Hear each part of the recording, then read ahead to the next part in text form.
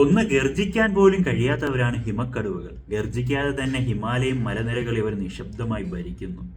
സമുദ്രനിരപ്പിൽ നിന്നും 5000 അടി ഉയരെ കഠിനമായ തണുപ്പിലും ഓക്സിജന്റെ അളവ് വളരെ കുറച്ച് മാത്രം കിട്ടുന്ന സ്ഥലത്താണ് ഇവർ താമസിക്കുന്നത്. ഈ അതിശൈത്യത്തെ അതിജീവിക്കാൻ പ്രകൃതി തന്നെ ഇവർക്ക് ചില അത്ഭുതങ്ങൾ നൽകിയിട്ടുണ്ട്.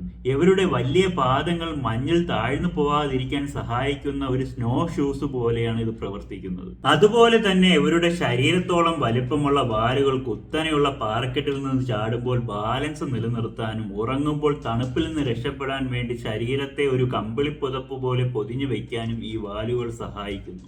മഞ്ഞിന്റെയും പാറകളുടെയും അതേ കളറിലുള്ള ശരീരം കാരണം ഇവരെ കണ്ടുപിടിക്കുക എന്നത് അസാധ്യമായ ഒരു കാര്യമാണ്.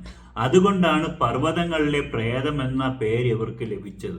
100 കണക്കിന് കിലോമീറ്റർ ദൂരങ്ങളിൽ ഒറ്റയ്ക്ക് വിഹരിക്കുന്ന ഇവർ കരുത്ത് കാണിക്കാൻ ബഹളങ്ങളുടെ ആവശ്യമില്ലെന്ന് ലോകത്തിന് കാണിച്ചു കൊടുക്കുകയാണ്.